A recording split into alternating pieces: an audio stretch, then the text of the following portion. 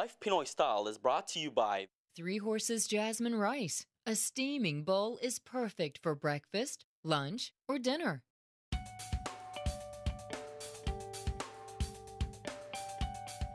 Mga kababayan, kumusta po kayo? You are watching the beginning of an all-new season ng Live Pinoy Style dito po sa GMA Pinoy TV. Ako po si Ron Bilaro at sana samahan niyo kami for another whole season ng kwentuhan, lutuan at kainan with our kababayans all over the United States.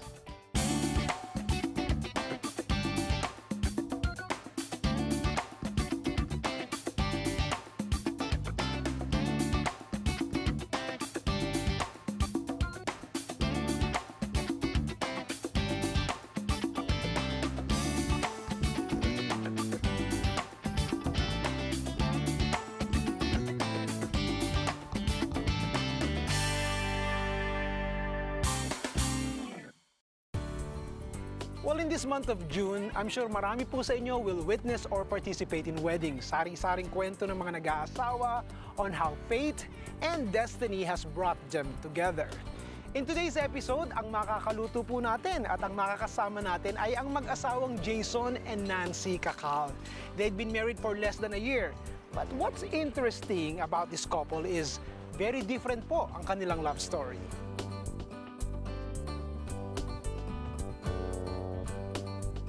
Unang nakilala ni Jason si Nancy noong 2000 when she was already dating his cousin Jimmy. We met in 2000. This was back when we were still in high school. Nancy was dating my cousin Jimmy, and a few years after that, they got married.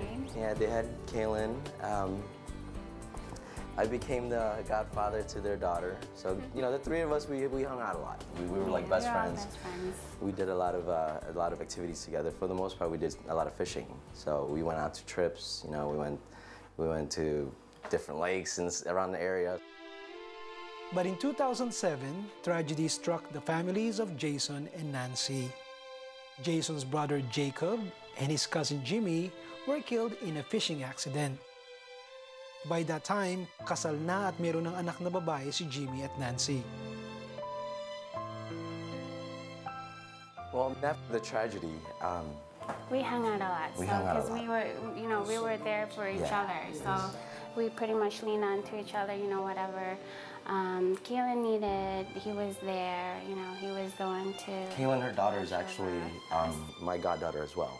So, you know, at the time, since we've been kind of consoling each other, you know, I also wanted to make sure that they were fine, they were okay, and it helped me too. It helped me cope our losses. You know, I wanted to make sure that Kaylin is taken care of,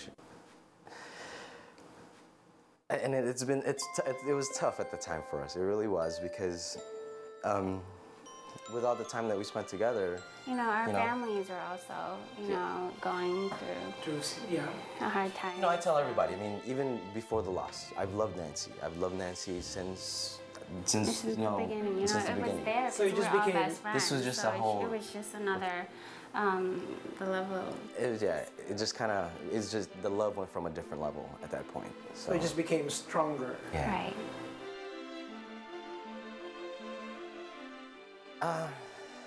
It was tough. It was tough.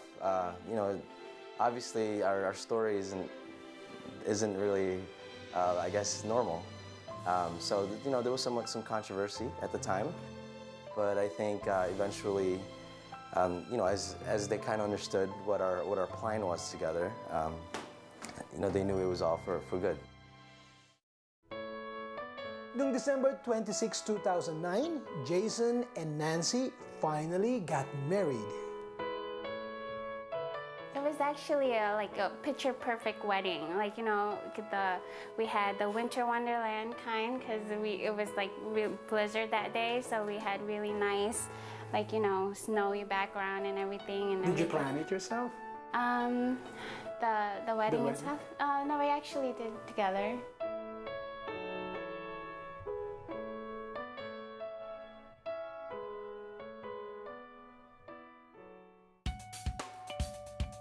Buntis na po si Nancy ngayon, and by the time you see this episode, Malamang na nag-i-enjoy na po sila sa kanilang first baby. We're going to get to know them more habang nagluluto po tayo. I will share with you and the couple my recipes for longanisa burger, pancit lomi special, and a refreshing leche flan espresso iced coffee. O abangan nyo lahat yan sa pagbabalik ng Live Pinoy Style.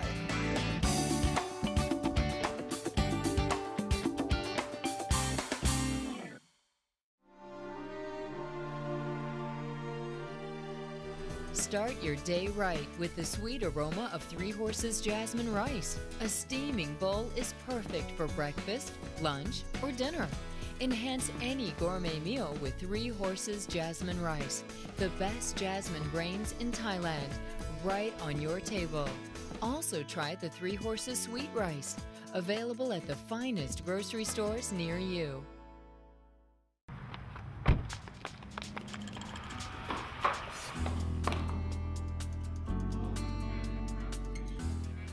Ako po si Attorney Maricar Madrid Crossed. Nais naming maging legal at maayos ang inyong pamumuhay sa Amerika. We will work with you to reach solutions allowed by the law. For comprehensive immigration solutions, call 1-888-IMMIGRATE. Madrid Cross Law Offices. Taos-pusong tumutulong sa mga kababayang nangangailangan.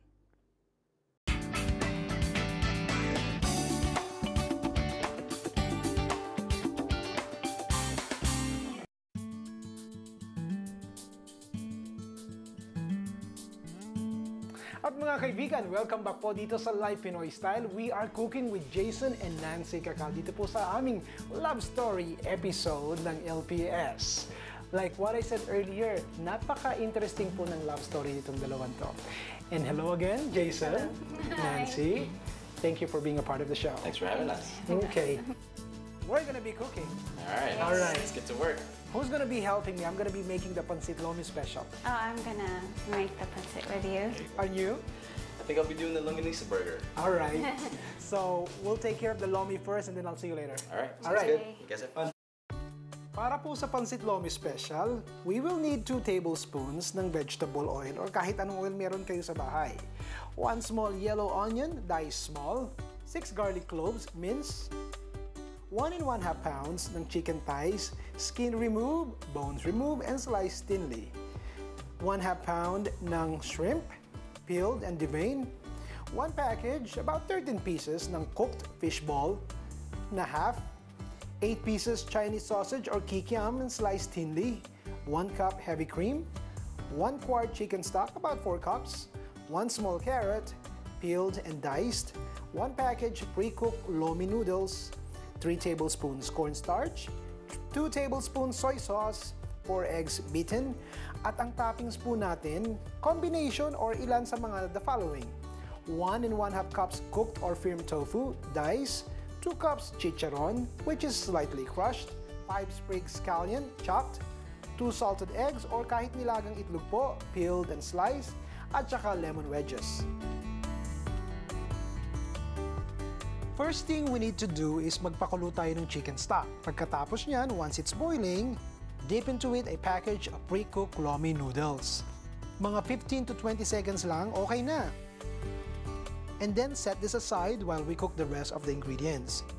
Keep the stock simmering kasi gagamitin pa natin ito mamaya.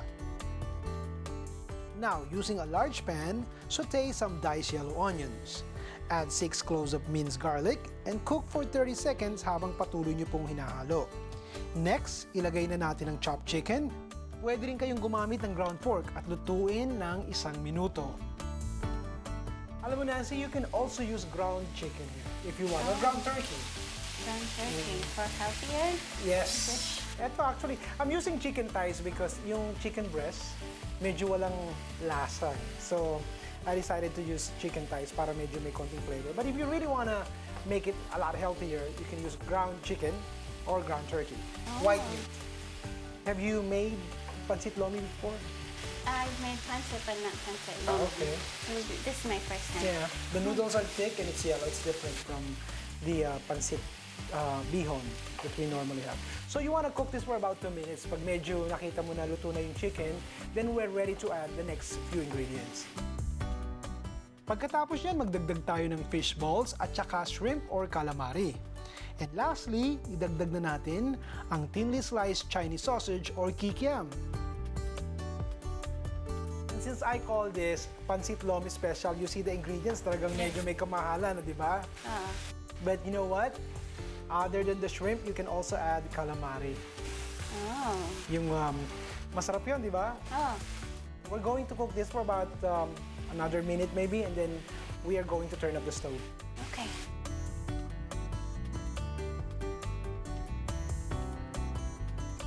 Pinaka-base natin itong simmering chicken broth. Lagyan natin ng shredded or sliced carrots, about 1/2 cup heavy cream. We're also adding to this a little cornstarch at toyo or soy sauce. And then, whisk in 4 beaten eggs para lalo pong lumapot at maging rich and creamy ang ating lomi. Alright, we're gonna simmer this and then we're gonna add the noodles. And then the rest of the mixture. And we're done. Kain na. This cooking tip is brought to you by Asian Home Gourmet. Tinutunaw muna ang cornstarch in a separate container with a little liquid tulad ng hot stock at toyo before adding it to the boiling pot so that it will break down completely. This process is called tempering. And when you're ready to assemble your noodles and the rest of the ingredients, do it gradually, pakonti-konti, so that your noodles will fully absorb the flavor of the sauce and the other ingredients. This cooking tip was brought to you by Asian Home Gourmet.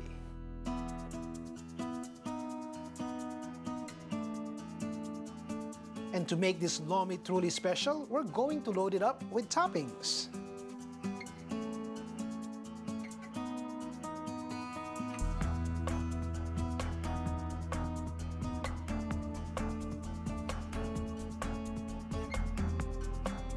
How is it? How is it? Good? Refreshing. Very good. Okay. So, well, we'll eat some of the pancit lomi, mga kaibigan, sa pagbabalik po ng Live Pinoy Style. Jason and me will be cooking the longganisa burger. Wag po kayong alis, magbabalik ang Live Pinoy Style.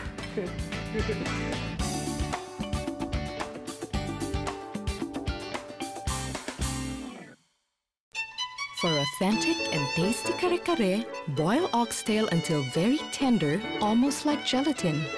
Pour Mamacita's kare-kare mix and add vegetables.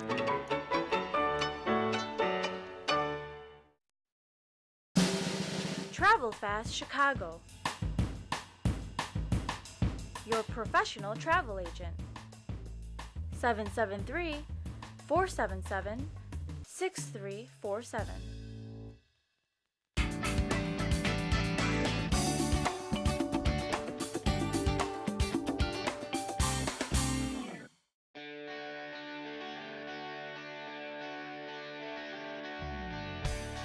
Mga kaibigan, welcome back po dito sa Live Pinoy Style. Ang kaluto po natin ngayon ay si Jason. Kanina nakita natin at na-meet natin si Nancy, ang kanyang asawa. Kita niyo naman 6 months pregnant na to. Are you expecting a boy or a girl? We are expecting a girl. Pangalan na? Pangalan, her name is gonna be Erin Paige Bakit? Bakit? I don't know. We got it from, it kind of originated from my brother Jacob's middle name. His middle name is Aaron, which is A-A-R-O-N. So we decided to name our daughter in commemoration of my brother. So her name will be Erin, E-R-I-N. Ikaw ba, Jason, nagluluto ka sa bahay? Yeah. Okay. What do you normally cook? I'm a big grill guy.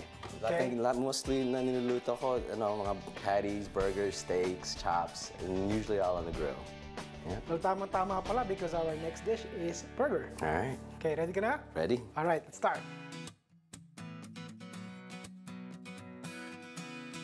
Para po makagawa tayo ng longganisa burger, kailangan natin ng 1 3/4 pound ground pork. Gumamit po tayo ng ground pork na may konting taba. 3 tablespoons white sugar, 1 kutsarita ng ground pepper, 1 kutsara ng salt, 10 cloves of garlic minced, 1 1/2 teaspoons achuete powder, 1 1/2 cups pineapple juice, 1 tasa po ng breadcrumbs, at 4 na kutsara ng canola oil. Unang-unang gagawin natin is paghaluin po natin ang lahat ng ingredients except for the oil in a large bowl. Alam mo, Jason, the procedure and the cooking process of this dish only takes 10 minutes. Oh, really? Kaya mo gawin kay Nancy. Yeah, it's right up in my alley right here.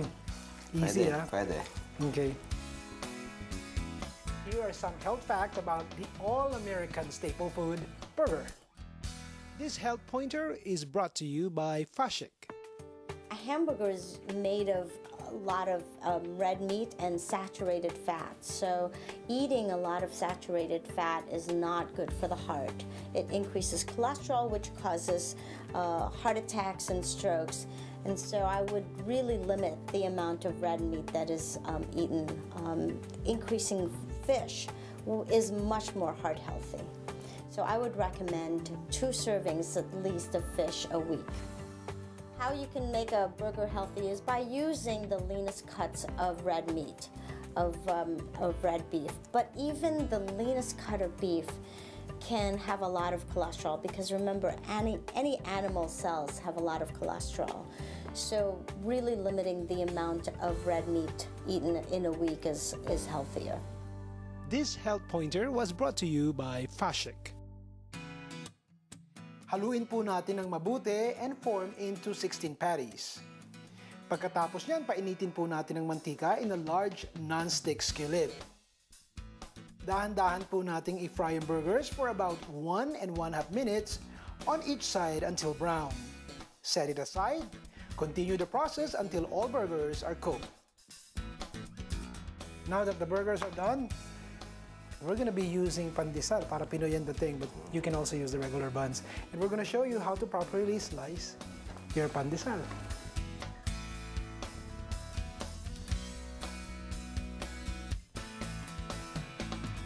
Pwede po nating iserve to sa pandesal katulad ng ginagawa natin para Pinoy ang dating. And you can also serve it in hot mini buns. O, tikman mo na. Ikaw gumawa niyan eh. O, tawagan natin si Nancy. Sige. Siya naman ang Nancy.